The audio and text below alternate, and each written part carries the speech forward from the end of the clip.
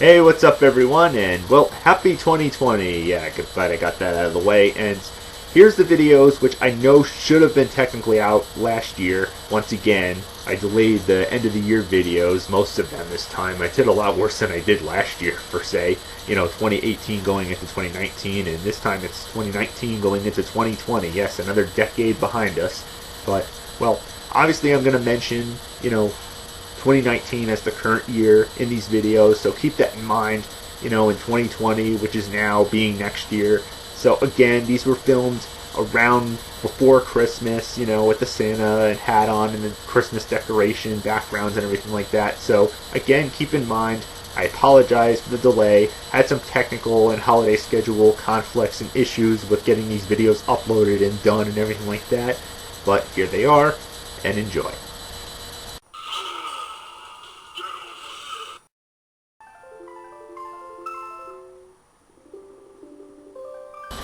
Alright everyone, well, welcome back.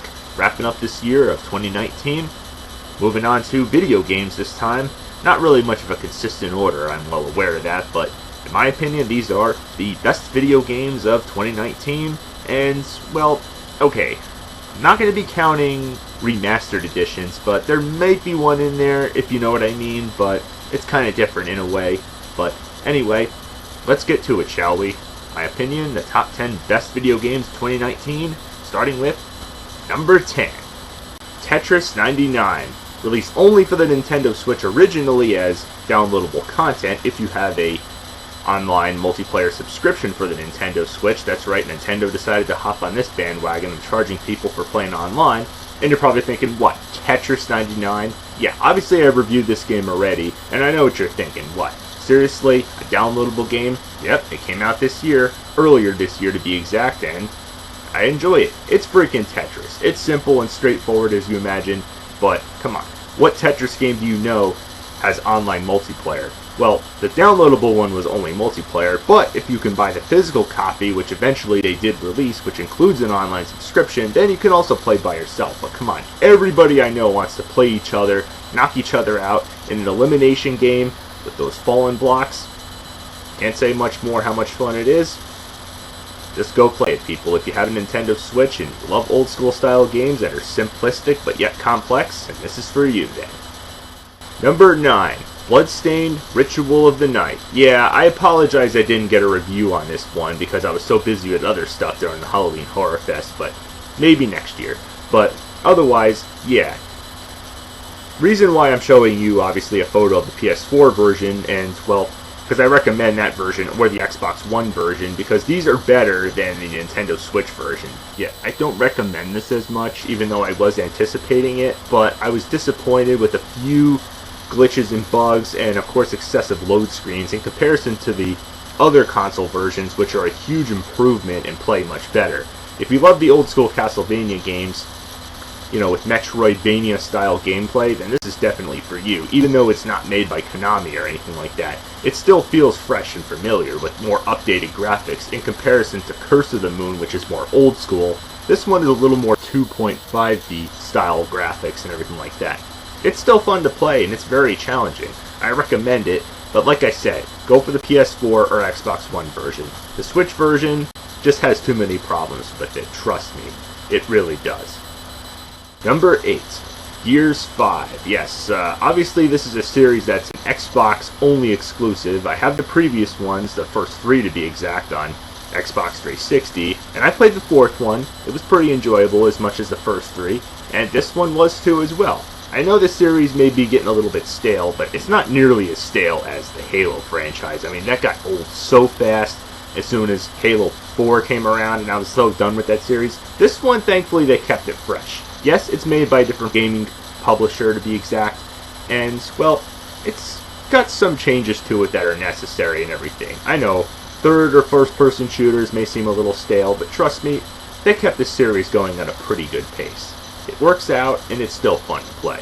Even though, of course, I don't have an Xbox One, but I have played it though, trust me. It's really good.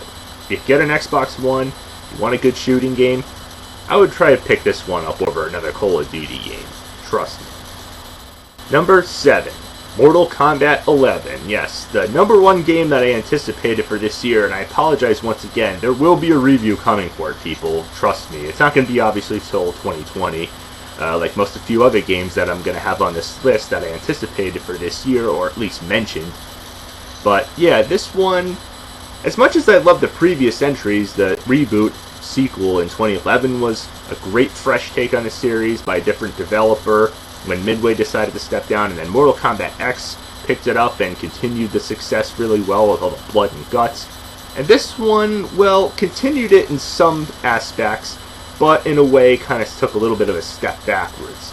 Yes, there's a few things missing from it that you are disappointed to find are not in there, but it also added a few more things. I have the Switch version, and trust me, it works fine. 60 frames per second isn't bad for a Nintendo hybrid console. But obviously, it's not as good graphic-wise and gameplay-wise in comparison to the PS4 or Xbox One version. I mean, it's no doubt that those are superior graphic-wise, I mean, with more blood added in and everything. But give Nintendo credit, they tried. The DLC is pretty cool. I obviously showed you the Terminator character, which is a cool feature. You got Spawn coming, and a few more coming in the future for DLC, costume characters, and everything like that. I mean, I'm disappointed to see that there's no pit fatalities unless they add a new update to it that adds it in, or DLC or something. But Johnny Cage's character's a lot cooler, his fatalities are funny. It definitely adds some good humor still in there, and it's a good, fun, bloody time. Yeah, I know the online thing with having to be online with the story mode, and of course unlocking stuff, and of course the crypt mode, it's pretty unnecessary. I mean, any of us can agree with that. You shouldn't have to be online to be able to play that stuff. There's no reason for it. But otherwise, it's still a good, fun, bloody, fantastic fighting game. Number 6, Death Stranding. Okay, yes. Taking place in a post-apocalyptic United States where creatures have overrun, not zombies, and, well, it's a stealth game. So, it may not be for everybody, of course. But it's also open world, which gives you a lot of options for free roaming around and such, but there's limited weapons, of course. So, like I said, not for everybody, but man, the scenery is gorgeous. And I should also mention, yes, this is a PlayStation-only exclusive, and it's made by the same developers who were famous for the Metal Gear Solid franchise. Well, alongside Konami, that is. So, yeah, only for PlayStation 4, as I said. PC version is coming out later this year, but all I could say is, not really big on stealth games, but I have played Alien Isolation, and I kind of enjoyed this one for what it was. You really have to get used to the pace of the game, and I played plenty of post-apocalyptic type games, and trust me, if you didn't like Days Gone, you should definitely check this one out. It's a lot better, the gameplay mechanics and everything, it just works out a lot better. So, give it a chance if you have a PlayStation 4. Just another reason to own one, right here. Number 5. Kingdom Hearts 3. Yes, I finally got myself into this franchise, and I would say it actually came a long ways. I've definitely been missing out on this one, and I played, well, the story so far, which I assume has most of the previous games. I know it's probably missing a few, and it's available on most consoles except for Switch. Yeah, they never ported these games to Switch. I wish they would in the near future. I mean, they're missing out big time, and it's not like that console is incapable of handling this type of gameplay, but yeah, anyway. I'm getting carried away. This franchise has definitely come a long way.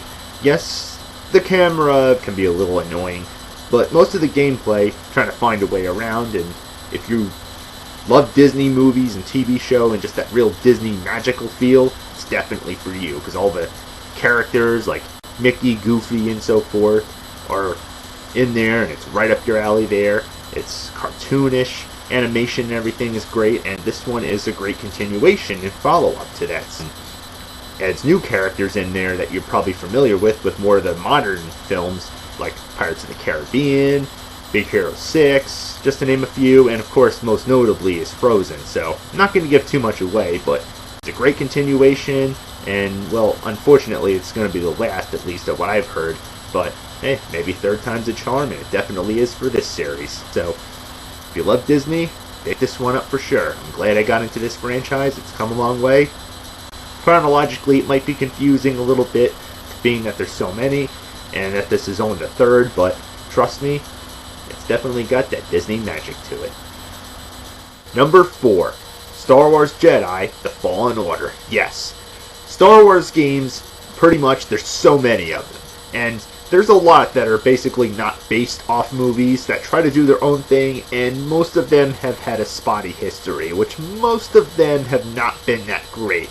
Yeah, we've had a few for this generation of consoles that haven't turned out that great, but thankfully this one changes the tides. It gives anything any Star Wars fan would really want that's not strictly based off of a movie franchise, but has enough Easter eggs and stuff to make any fan go nuts for.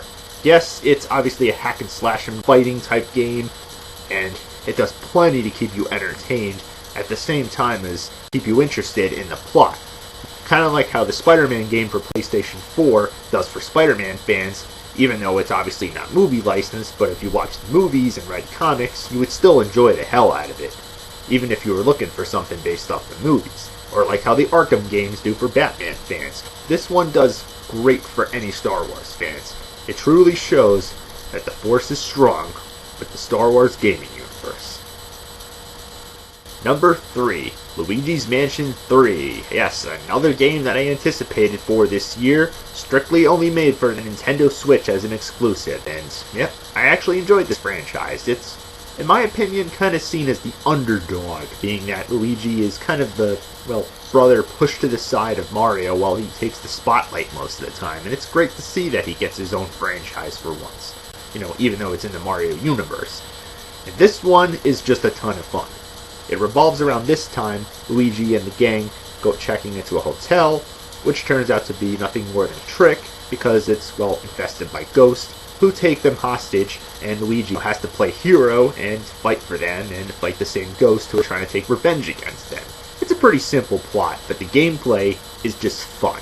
I mean, you get the familiar returning characters in this game, like that crazy-looking scientist that, you know, has all the gadgets and everything like that, and almost sounds like a minion, the way he talks in this game. Yeah, there's not actual spoken dialogue, it's mostly text, but hey, you know what, Breath of the Wild was mostly text dialogue, but and that game was great, and this one is no exception. It's, you know, a bit of problem solving to figure out, plenty of puzzles, and it's just a blast. The boss fights, all the different sections of the hotel you have to explore and unlock, and free up your friends, and, well, go ghost busting. Yep, Luigi the Ghostbuster, third time is once again a charm for another pretty good, in my opinion, underrated Mario-related franchise. And if you have a Nintendo Switch, this is a good ghost-busting adventure. Number 2, Resident Evil 2. Okay, you could say a bit of a cheat because this is a remake, and yes, I already reviewed this one last year for Halloween Horror Fest, and I ain't got much to say about it. It's remake story-wise, being that it's Resident Evil 2, but it also makes a lot of new things in this game, being that it gets rid of the tank controls and fixed camera positions. It makes it more into a third-person view, and makes it look more fresh and original, while also being familiar at the same time. The character voice acting is great, there's plenty of dark rooms and horrific zombies to take out, you know, difficulties and everything like that.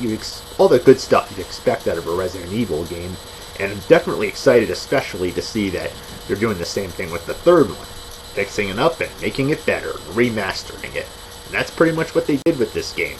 A little bit of a shame this was never released on Switch, but hey, if you have a PlayStation 4 or Xbox One and you love this franchise, this one, no-brainer. It's definitely worth going for. Capcom, you did great once again. Zombie killing has never been any more fun. Great story, great characters, pretty good boss fight, ain't got much more to say there. This franchise is still strong as ever. And the number 1 best video game of 2019, it's just my opinion, people, Super Mario Maker 2. Yeah. At first, when I heard about this, I thought it was going to be a re-release, and you can sort of consider it that on the Nintendo Switch. You know, kind of a port of that game, but no, it's actually a sequel. It takes everything that made the first Mario Maker game great, which you can kind of consider an app, but more or less has gameplay in there because, like the first game, you create stages, upload them, and you can try out other people's stages that you have online. Yes, online is a must to be able to play this game and enjoy it for what it is, get the full enjoyment out of it, as well as new stuff added in, which I will get a review on this in the near future, but the newest stuff that you would come to expect and hope for that was missing in the previous games, slopes, new enemies, and even stuff from Mario 3D World, even though it's in 2D style of gameplay, kind of 2.5D, and even the Cat Mario costume, and some new costumes, and even the story mode that gives you plenty of levels to play, and plenty to keep you busy for a while to unlock, well, a few things, but still. And none of that, having to play the game for a couple days straight to get everything unlocked nonsense. It's just, it cuts the bullshit and gets right to what made the first one great and multiplies it. Makes it even better, and hey, playing it on a hybrid Nintendo console, how could you go wrong? That's why I consider it number one best game of 2019. So, that's my list right there, people. Till next time, happy gaming.